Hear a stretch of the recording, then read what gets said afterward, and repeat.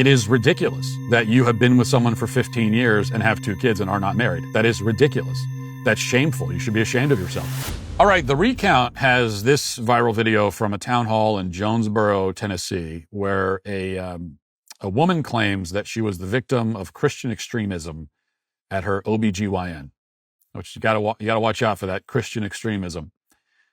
So a little background here.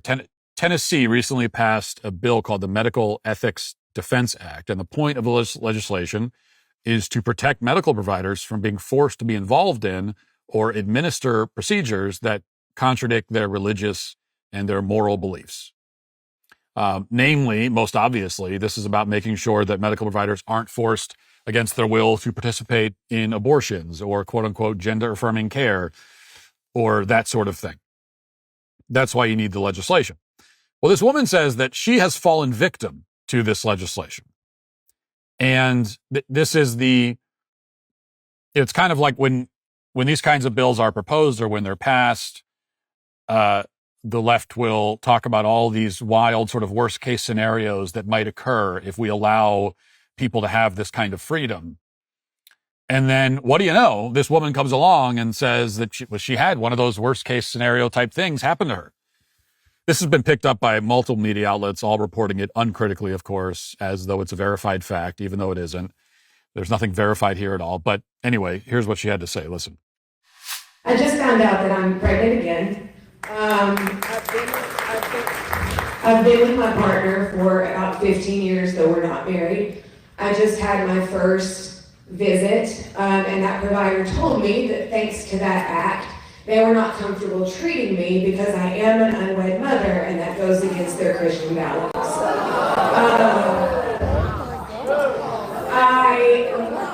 I'm lucky enough to live in a part of the state where I can seek care across state lines, and that's what I'm doing, traveling to Virginia for my prenatal care. Scared out of my mind that I will go into labor and not be able or have to deliver in this state with a provider who feels that child's life is more valuable than mine. While we do love and want this child, I also have a 13-year-old, and I can't leave her behind.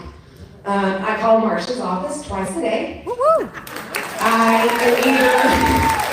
either blocked or she has all calls going directly to voicemail. I've never even reached a staffer. And when I contacted Bill Haggerty's office, I was told that he's not obligated to listen to his constituents. Love that. Okay, so she claims that her OBGYN refused her care because she's an unwed mother. And then she claims that she tried to contact her senator's office, Bill Haggerty, Senator Haggerty, and was told, quote, the senator isn't obligated to listen to his constituents. Gasps from the crowd. Now, first of all, I flat out don't believe any part of this story. I just don't believe it. And that's where I'm at with, people like this making any claim. This is where I've been for a long time. I just don't believe you. But I just don't believe it.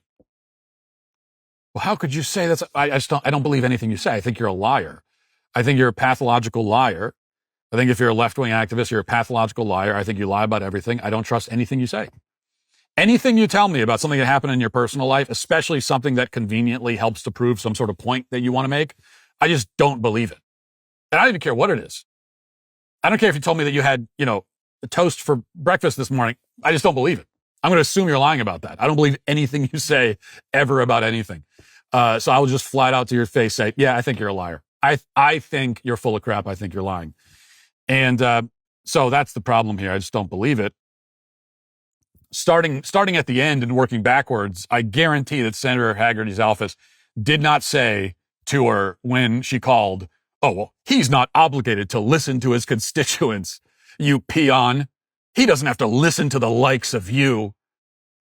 That is not how the conversation went. I 100% guarantee that's not how the conversation went. I guarantee that quote was not said. Guarantee it. I don't know how it went. I wasn't there. I just guarantee that wasn't it. That was not said. So what actually was said, like they said something else, and then she interpreted it as, oh, so you're saying that he doesn't have to listen to me. But that's not what she said. And more importantly, I don't believe that she was refused care because she's an unwed mother. I don't believe that. To begin with, that is not what Christian teaching dictates. There's nothing in the Bible or Christian teaching that would prevent an OBGYN from giving care to an unwed mother. Quite the opposite, in fact. Quite the opposite. This woman, if you're any mother, is wed or not wed, Christians believe that you should get medical care, and particularly if you're an unwed mother, and in this case she's whack job liberal, and you're not going to kill your baby, you're going to allow your child to be born. Well, then certainly we want to encourage that and give you all that's why there's pregnancy resource centers, Christian pro-life pregnancy resource centers all over the country that are giving care to very often unwed mothers. So this woman is revealing the basic misunderstanding that's very common on the left, the distinction they fail to grasp, but which every Christian I know grasps perfectly well. There's this basic distinction that I've never met a Christian who doesn't understand this distinction. It's like second nature to us. But the left, they really struggle with it. They don't get it, which is what tells me this story is from her own imagination. And the distinction is between the person and the act, the sin and the sinner, right? As Christians, we cannot participate in an immoral act. But that doesn't mean that we can't help or serve those who commit immoral acts. Going back to the gay wedding cake example, there's nothing preventing and this is a point made a million times about that particular case or cases like it. It's always left-wing activists who don't understand or pretending they don't understand this distinction.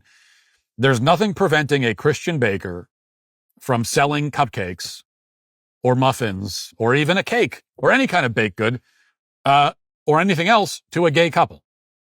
Right? If you're a Christian baker and a gay couple comes in and says, "We'd like 2 cupcakes, please," there's nothing at all that would prevent you morally or theologically from selling them the cupcake. All right, that's fine.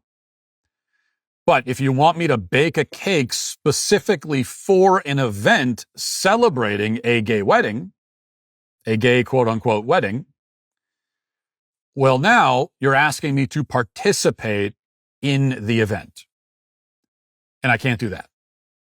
I can sell you baked goods, but I can't participate in this event. So that's the distinction. An OBGYN who delivers care to an unwed mother is not participating in or in any way condoning the fact that she is unwed. I've never met, again, a Christian who doesn't understand this distinction. It's ingrained in us. I think it should be ingrained in any person, any rational person should be, but in particular with Christians, this is ingrained in us from the youngest ages. But this is a distinction that mystifies the left. They just don't get it. And I think it's just, to some extent, there's this intentional obtuseness. They're pretending they don't understand it. But I think a lot of them really don't understand it. There really is this conceptual, they don't get it. Going back to the gay, they can't understand that, I can, as the baker, I can sell you a cupcake, but I can't custom make you a gay wedding cake. They can't wrap their heads around that. They don't understand the difference between those two things. So this is a story that kind of hinges on this misunderstanding, which tells me that it comes from the left, not from a Christian. All that said, when somebody brings up their personal life in public, they invite the rest of us to make judgments about it.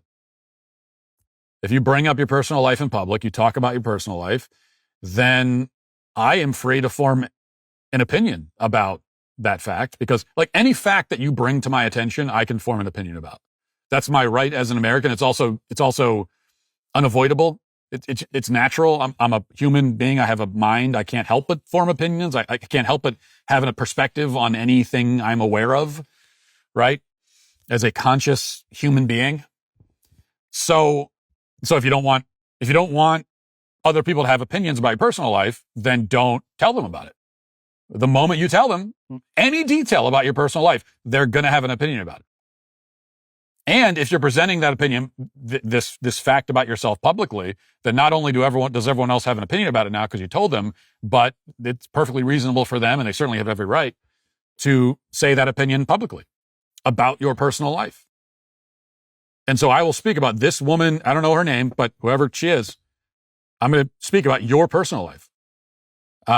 It is ridiculous that you have been with someone for 15 years and have 2 kids and are not married. That is ridiculous. That's shameful. You should be ashamed of yourself. It's wrong. It is a shameful fact about you that you have chosen to share with the world. And you've chosen to share it because you're trying to make some kind of political point. And so I'm going to share back with you the fact that that is shameful and ridiculous, and you should be embarrassed. You should be embarrassed of that.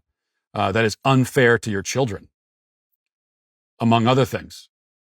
By not getting married, all you're doing is telling your kids that you make no promises, that you give no assurances that their family will stay intact. You are injecting anxiety and uncertainty into their lives at such a fundamental level that you are harming them. You are doing grave, deep harm to your children this way. So, if the OBGYN told you that, then they were right. Although I think the rest of the story is completely made up.